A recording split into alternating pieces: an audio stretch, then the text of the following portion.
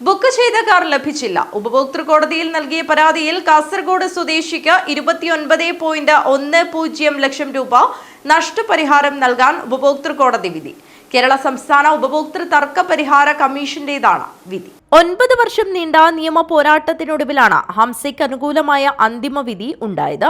2016-ൽ 11.21 ലക്ഷം രൂപ നൽകി ബുക്ക് ചെയ്ത കാർ ലഭിക്കാതിരുന്നതിനെ തുടർന്നാണ് ബേക്കൽ ഹദാദാൽ സ്വദേശിയും പ്രവാസിയുമായ ഹംസ കുന്നിലിന് 29,10,173 രൂപ നഷ്ടപരിഹാരം നൽകാൻ കാസർഗോഡ് ജില്ലാ ഉപഭോക്തൃ തർക്ക പരിഹാര കമ്മീഷനും തുടർന്ന് കേരള സംസ്ഥാന ഉപഭോക്തൃ തർക്ക പരിഹാര കമ്മീഷനും വിധിച്ചത്.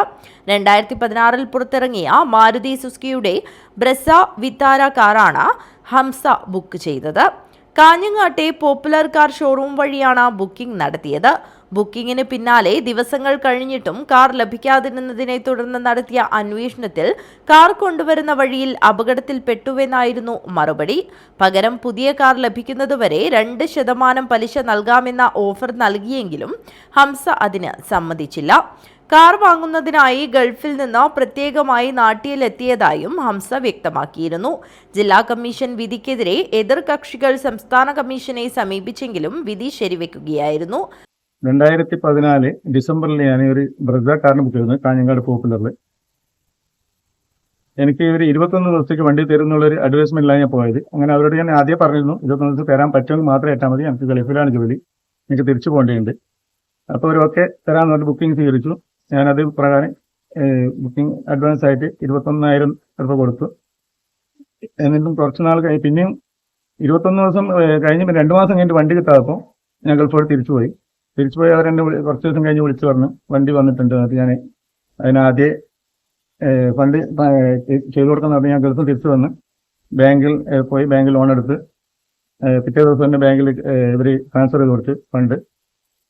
ഇത് കിട്ടാത്ത കാരണം പിന്നെ ഞാൻ ഷോറൂം പോയപ്പോൾ ഇവർ പറഞ്ഞു വണ്ടി ആക്സിഡന്റ് ആയിപ്പോയെന്ന് പറഞ്ഞു.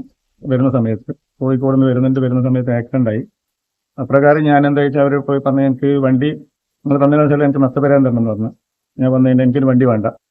അപ്പോൾ അവർ പറഞ്ഞു നഷ്ടപരിഹാരം എനിക്ക് ഇൻട്രസ്റ്റ് തരാമെന്ന് പറഞ്ഞു. അങ്ങനെ ഞാൻ കാസർഗോഡ് കൺസ്യൂമർ കോർട്ടിൽ കേസ് ഫയൽ ചെയ്തു. കോടതി എനിക്ക് നഷ്ടപരിഹാരമായിട്ട് തരാൻ വേണ്ടി വിധിച്ചു. ആ വിധി പ്രകാരം ഇവർ അപ്പീൽ കോടതി പോയി തിരുവനന്തപുരത്ത്.